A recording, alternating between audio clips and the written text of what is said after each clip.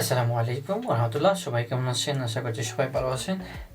আচ্ছা, আজকে আমরা কথা বলবো যে ইতালিতে আসতে গেলে কত টাকা খরচ হয়। তাই 5 লাখ টাকার মধ্যে কি আসা যাবে?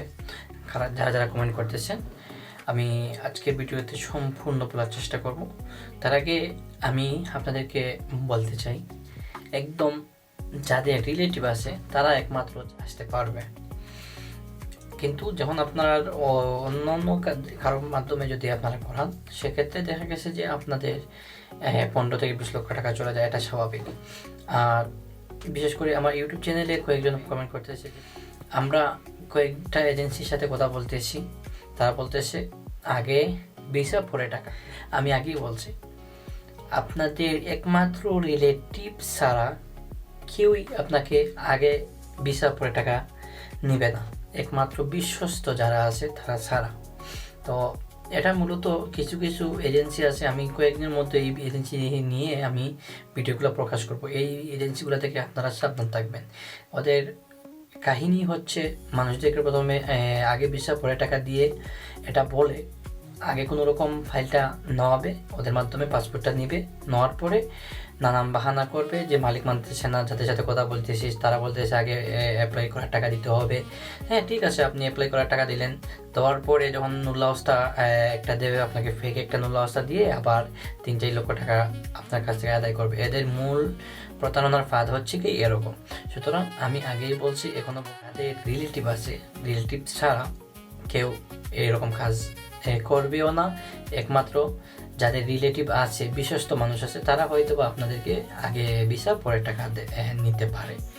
এরপরেও এটা সম্ভব না ভাই। এটা সবাই একটা আশা নিয়ে একটা ভিসার কাজ করে, দেখা গেছে সেই হিসাবে এটা সম্ভব না। এটা হচ্ছে একটা প্রতারণার ফাঁদ। আমি কয়েকদিনের মধ্যেই এই মানুষদেরকে নিয়ে, এই এজেন্সিগুলো নিয়ে বিশেষ করে আমি কথা বলার চেষ্টা করব। আমি একটা এজেন্সির নাম বলি, আপনারা এই মানুষটাকে সবাই চিনেন, কিন্তু এই মানুষটা কিন্তু একটা প্রতারক। ওকে, আমি সবসময় বলি, ও তাকে হচ্ছে কি বাংলাদেশে কখনো, ও তাকে পর্তুগাল, সেই হিসাবে ও ভিডিও করতেছে। কয়েকদিন যাবো দেখতেছি যে ইতালির নুল্লাহস্তা নিয়ে কথাবার্তা বলতেছে, ইতালির আবেদন নিয়ে কথাবার্তা বলতেছে। আমি বলবো ভাই, সবসময় বলি যে ইতালি একমাত্র দেশ, সেটা হচ্ছে গিয়ে আপনার একমাত্র যারা বসবাস করে তারা ছাড়া কেউ সম্ভব না। ওই যে আপনাদেরকে ভিডিও দিচ্ছে, আপনারা জমা দিচ্ছেন ওর কাছে, কি ভেবে আপনারা ওর কাছে জমাটা দিচ্ছেন সেটাই আমি বুঝতে পারতেছি না। কারণ ইতালিতে বসবাস থাকতে হয় মানুষগুলো, যে যারা বিশেষ করে বসবাস থাকে করতে পারবে। ও তাকে হচ্ছে গিয়ে পর্তুগাল, ওই ট্রাভেলার, বেলাল ট্রাভেলস নাকি একটা, আমি সঠিক আপনাদেরকে কয়েকদিনের মধ্যে আমি ওর সমস্ত তুলে ধরার চেষ্টা করবো। বেলাল ট্রাভেল সম্ভবত পর্তুগাল থেকে। আমাকে কয়েকটা ক্লায়েন্টই আমাকে বলতেছে ভাই, ও আমাদের টাকা পয়সা অনেক মেরে খাইছে। সো এগুলো নিয়ে আমি কথা বলা পছন্দ করিও না, যার যার একটা ব্যক্তিগত ব্যাপার। আমার কথা হচ্ছে ইতালি নিয়ে ও কি বুঝে, কি জানে, মানুষদেরকে প্রতিনিয়ত নুল্লাহস্তা নিয়ে ভিডিও করতেছে। তো এই বিশেষ করে এই মানুষগুলো থেকে আপনারা সাবধান থাকবেন। আপনাদের যারা যারা রিলেটিভ আছে ইতালিতে, বিশেষ মানুষদেরকে জমা দেন, তো টাকা পয়সা আগে দিবেন না। হ্যাঁ, একটা ফিস আছে, যে আপনার বিশেষ করে আবেদন করতে গেলে একটা ফিস আছে, সামান্য একটা অল্প টাকা।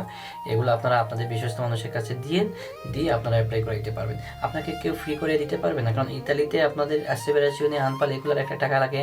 অ্যাডভোকেটের মাধ্যমে আপনারা আবেদন করে দিলেও একটা টাকা লাগে। তো একটা অ্যামাউন্ট মোটামুটি দেখা গেছে যে কেউ 30, 40, 50 এরকমই নিচ্ছে। আগে দেখা গেছে একটু কম, গত 2-3 বছর একটু কম নেওয়া যেত, বা আবেদন করে তেমন একটা টাকা পয়সা লাগে না। এখন বাঙালিরা দেখা গেছে যে সবার যেখানে আবেদন করে সবাই বুঝে গেছে যে বাঙালিরা এগুলো নিয়ে একটা ব্যবসা করে। সেই হিসাবে দেখা যায় একটা বড় একটা আবেদন করতে গেলে, একটা যদি রিয়েলভাবে আবেদন করেন, আপনাদের 40-50 হাজার, 30 হাজার টাকা চলে যাবে। এটা এক একটা শহরে এক এক শহরের অ্যাডভোকেট এক এক রকম টাকা পয়সা নেয়। এটা সম্পূর্ণ ডিপেন্ড করে হচ্ছে অ্যাডভোকেটের কাছে ডিপেন্ড করে অ্যাডভোকেট কত টাকা নেয়। তবে আপনার মোটামুটি 30-40 হাজার ছাড়া আপনার হবে না, এটা আমি বলে দিলাম। সো এগুলো থেকে আপনারা সাবধান থাকবেন।